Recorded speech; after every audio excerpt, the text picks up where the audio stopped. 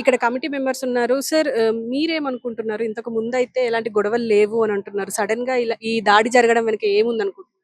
ఇది చాలా దారుణం అండి. ముందు ఇక్కడ అమ్మవారి టెంపుల్ గత 10 సంవత్సరాల నుంచి కూడా ఎలాంటి ఇది జరగలేదు. ఇదొకటి మతపరమైనటువంటి విధ్వంసం సృష్టించడానికే ఇది పక్కా పగడ్బందీ ప్లాన్‌తో వచ్చినట్టుగా అనుమానాలున్నాయి మాకు. అందులో లోపలికొచ్చి మాట్లాడడం, తెలుగులో మాట్లాడడం, క్యాప్ ధరించడం ఇట్లాంటివన్నీ చేసి ఒక మతాన్ని రెచ్చగొట్టే విధంగా ప్రవర్తిస్తున్నారు. ఇది హైందవ ధర్మానికే వ్యతిరేకంగా వాళ్ళు చేస్తున్నటువంటి పనులివి. సో, హైందవ ధర్మాన్ని కాపాడడానికి కూడా హిందువులంతా ఏకమై ఇటువంటి దుర్ఘటనలు మళ్ళీ రిపీట్ కాకుండా మరోసారి జరగకుండా ఉండాలని ఈ ప్రభుత్వాన్ని వేడుకుంటున్నాం. అలాగే హైందవ సమాజాన్ని ఏకం కావాలని కూడా నేను వేదికపై నుంచి కోరుకుంటున్నాను. Thank you. సార్ మీరు చెప్పండి. అంటే ఈ సమయంలో 8 అంటే బిఫోర్ జరిగింది. మీకెప్పుడు తెలిసింది? మాకు జరిగిన ఒక 5-10 నిమిషాలకు తెలిసిందండి. తెలవంగానే హుటాహుటిగా మా మిత్రులు ఫోన్ చేశారు నాకు. ఫోన్ చేయగానే మేము యశోదాకి తీసుకొని వెళ్ళడం జరిగింది. యశోదలో వెళ్ళంగానే ఆయనకు అక్కడ ట్రీట్మెంట్ కూడా సరిగ్గా చేయడం లేదు వాళ్ళు. ఫస్ట్ ఏమైందంటే మామూలుగా ఏమైంది యశోదలో అంటే ఫస్ట్ వెళ్ళంగానే వాళ్ళు ఏం చేశారు, మామూలుగా ఎలా అయింది ఇది అంటే ఇట్లా గుర్తు తెలియని వ్యక్తి వచ్చి ఇట్లా గుడిలో దాడి చేయడం జరిగింది. అందు గురించి ఇట్లా అందరము అదే ఇట్లా తీసుకురావడం జరిగింది ఎమర్జెన్సీగా అంటూ మేము అప్పుడే పోలీస్‌కి కూడా కాల్ చేయడం జరుగుతుంది. వాళ్ళు అదంతా గమనించి వాళ్ళు ఏమనుకున్నారంటే వీళ్ళు బిల్ కడతారో కట్టరో, లేకపోతే ఇక్కడ జనాలు ఎక్కువ గ్యాదరింగ్ అవుతారేమో అనుకోని వాళ్ళు ఏం చేశారు, అప్పటి నుంచి అక్కడ ట్రీట్మెంట్ చేయకుండా ఈ ట్రీట్మెంట్ మా దగ్గర ఇక్కడ లేదు, మీరు ఇమీడియట్లీ సరోజిని దేవికి తీసుకెళ్ళండి, కంటిది ప్రాబ్లం ఉంది అంటున్నారు. వాస్తవానికి నిన్న మళ్ళీ మేము తీసుకెళ్తే అక్కడ సరోజిని దేవి కూడా కంటి ప్రాబ్లం పెద్దగా ఏం లేదు. అదంతా అక్కడ ఆయన యాసిడ్ పడడంతో ఈ స్కిన్ అంతా జారడం జరిగింది. ఏదైతే కాలుతో ఏదైతే జరుగుతుందో అలాగా ఈ స్కిన్ అంతా మొత్తం తోలు లేచిపోవడం అలా జరిగింది ఆయనకు. వాళ్ళు అక్కడ ట్రీట్మెంట్ చేయకుండా అక్కడ పబ్లిక్ గ్యాదరింగ్ ఎక్కువైతుంది అనేసి చెప్తున్నా. టోటల్ గా కమర్షియల్ గా ఆలోచిస్తున్నాయి ఈ కార్పొరేట్ ఏవైతే హాస్పిటల్స్ ఉన్నాయో, ఇది ప్రజలకు హెల్ప్ చేసే హాస్పిటల్స్ ఏం కావు ఇవన్నీ. ఇవన్నీ వాళ్ళు కమర్షియల్ గా ఆలోచించే రకంగానే. అక్కడ వాళ్ళు ఏమనుకున్నారో వాళ్ళ ఆలోచన ఏందో కానీ ఎంతసేపు చూసినా మేము ఎంత గొడవ పెట్టుకున్నా కానీ అక్కడ బౌన్సర్లను పెట్టి మమ్మల్ని తోసేయడం బయటికి.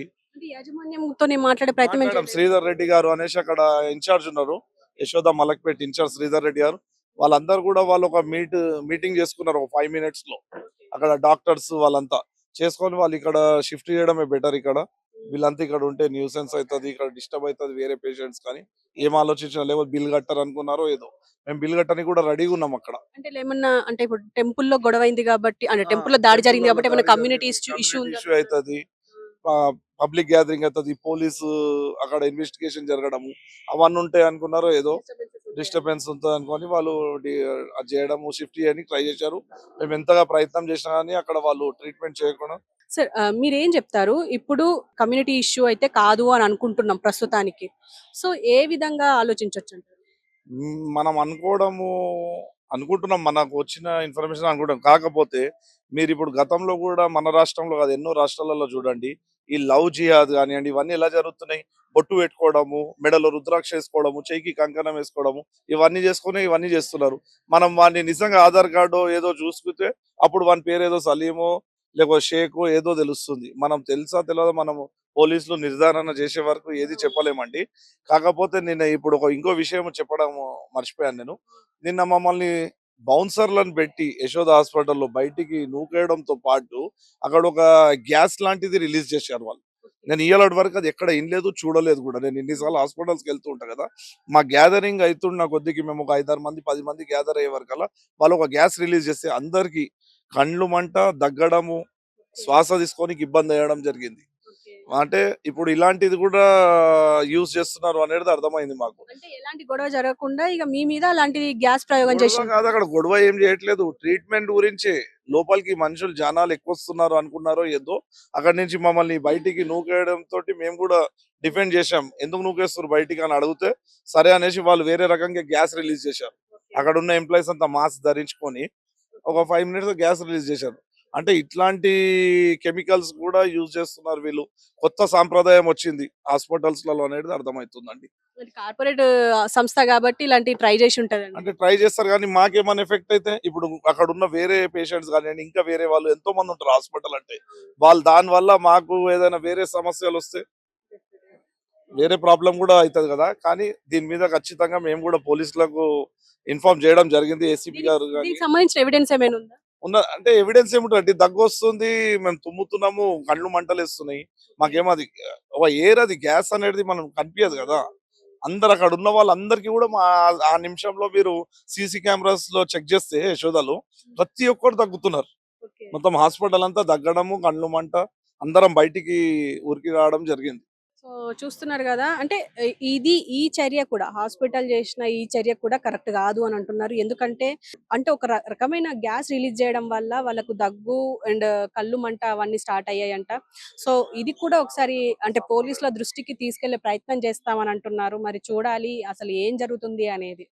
సో మీరు చెప్పండి ఏమంటున్నారు యశోద హాస్పిటల్‌లో? ఒక బాధితుడు యశోద హాస్పిటల్‌కి వెళ్ళినప్పుడు వాళ్ళు ట్రీట్మెంట్ స్టార్ట్ చేయకుండా ఓన్లీ డబ్బుల పరంగా, వ్యాపార పరంగా ఆలోచించేసి ట్రీట్మెంట్ చేయకుండా మా దగ్గర ట్రీట్మెంట్ లేదని చెప్పేసి సరోజినికి ప్రిఫర్ చేయడం చాలా ఘోరమైన పరిస్థితి. ఈ ప్రైవేట్ హాస్పిటల్లన్నీ కమర్షియల్‌గా తయారయ్యి వ్యాపార పరంగా నడుస్తున్నాయి తప్పించి మానవత్వం, దృక్పథం ఎక్కడ లేకుండా పోయిందండి. అంటే జస్ట్ డబ్బుల కోసమే ఇదంతా అయ్యింది అని అంటున్నారా నిన్న గొడవ? ఈ గొడవ కాదండి. ఆహా! పేషెంట్ కరెక్టే. హాస్పిటల్‌లో పేషెంట్‌ని ట్రీట్మెంట్ చేయకపోవడం ఓన్లీ డబ్బుల కోసమే. ఓకే. ఎందుకంటే పోలీసు వాళ్ళు తీసుకొచ్చారు కాబట్టి డబ్బులు రావు మాకనే ఆలోచనతోటి యశోద యాజమాన్యం ట్రీట్మెంట్ స్టార్ట్ చేయలేదు. ఓకే. ఉంది. నెక్స్ట్ మరి ఎక్కడికి తీసుకెళ్లారండి? సరోజిని హాస్పిటల్ తీసుకెళ్ళాం. సరోజిని హాస్పిటల్‌లో ట్రీట్మెంట్ చేశారు. అక్కడికించి మళ్ళా డాక్టర్ సిసి షరఫ్ హాస్పిటల్‌లో అడ్మిట్ చేశామండి. ఓకే. ఇప్పుడాయన పరిస్థితి ఎలా ఉంది? కొద్దిగా స్థిమితంగా ఉందండి. ఓకే. మాట్లాడుతున్నారా? మాట్లాడుతున్నారండి. ఓకే. సో చూసారు గదా! దాదాపు అంటే నిన్న 7:30 తర్వాత జరిగిన దాడి. ఈ ప్రస్తుతం ఇదే టెంపుల్‌లో నిన్న పూజలు నడుస్తుండే. మొత్తం లేడీసే ఇక్కడ ఉండే. సో వాళ్ళ తరపున చూషినా కూడా అంటే పోయి పట్టుకునేంత అక్కడ ఎవరు లేకుండే. సో అందుకు అతను తప్పించుకునే ప్రయత్నం అయితే జరిగింది. సో ఏదేమైనా అంటే ఒక పక్క బాధితుడు బాధపడుతూ ఉంటే హాస్పిటల్‌లో కూడా అంటే అంత పెద్ద కార్పొరేట్ సంస్థ అయ్యి కూడా అసలు బాధితుడిని పట్టించుకోకుండా వేరే హాస్పిటల్ తీసుకెళ్ళండి అని చెప్పడం, మా దగ్గర ఆ ట్రీట్మెంట్ లేదు అని చెప్పడం చాలా దారుణం అనే చెప్పుకోవాలి. పైగా డబ్బులు కట్టరేమో అని చెప్పి మళ్ళీ గ్యాదరింగ్స్ ఎక్కువైతాయని చెప్పేసి లేకపోతే ఏదో ఏదో డిస్టర్బెన్స్ అయితే అవుతాయని చెప్పేసి బౌన్సర్‌లను పెట్టి నూకేయడం కూడా ఇది దారుణమే. సో ఇంకో పక్క ఇది చూసినా కూడా కమ్యూనిటీ అంటే వేరే కమ్యూనిటీ ఏమైనా వచ్చి ఇక్కడ ట్రై చేసిండ్రా? దాడికి పాల్పడ్డారా? అంటే ఖచ్చితంగా అవును, కాదు అని చెప్పలేం. ఎందుకు అనంటే ఇప్పటికి ఇంకా ఇంటెలిజెన్స్ రిపోర్ట్ ఇంకేం రాలేదు. పైగా ఇంకో పక్క దీనికి సంబంధించి ఇంకా విచారణ జరుగుతూనే ఉంది. విచారణకు సంబంధించి ఒక రిపోర్ట్ వస్తే గాని ఇప్పుడు ఏం జరిగింది? పైగా ఆ దాడి చేసిన వ్యక్తి టీ షర్ట్ మార్చుకొని మళ్ళీ మాస్క్, క్యాప్ పెట్టుకొని ప్రీ ప్లాన్డ్‌గా వచ్చారు కాబట్టి మనమేం చెప్పలేకపోతున్నాం. ఒకవేళ దొరికితే అతను ఎవరు? ఏంది? అనేది చెప్పొచ్చు. పైగా టెంపుల్స్ పైన మనం ఈ మధ్య చూస్తూనే ఉన్నాం. ఈ 1 ఇయర్‌లో 2024 నుంచి జరుగుతూనే ఉన్నాయి. అటు ముత్యాలమ్మ టెంపుల్ గాని, హనుమాన్ టెంపుల్ గాని, భూలక్ష్మి టెంపుల్ గాని ఇప్పుడు మళ్ళీ ఈ రోజు కూడా ఇదే టెంపుల్ మీద ఇలా టెంపుల్ల పైన దాడి జరగడం మీద కూడా మేము ఖండిస్తున్నామని అంటున్నారు. ఎందుకు అనంటే ఇంతకు ముందు వాడు పిచ్చోడనో, లేకపోతే ఇంకా వేరే కమ్యూనిటీ అనో, లేకపోతే పిచ్చోడు అని చెప్పేసి ముద్ర వేసేసి వాడిని పక్కకు తరిమేస్తున్నారు. సో ఇదంతా కరెక్ట్ గాదు. ఖచ్చితంగా దీని మీద యాక్షన్ తీసుకోవాలి. ఇంటెలిజెన్స్ కూడా దీని మీద ఒక కన్నేసి ఉంచాలి. హిందూ దేవాలయాల మీద దాడులు జరగడం కరెక్ట్ గాదు అని చెప్పేసి అంటున్నారు. ఎందుకు అంటే గోపి అనే వ్యక్తి గాని, ఈ టెంపుల్ గాని ఎలాంటి గొడవల్లో లేరు. అంటే టెంపుల్ కూడా గత 13 సంవత్సరాలుగా ఈ నిర్మాణం జరిగిన తర్వాత ఒక్క గొడవలో లేదు.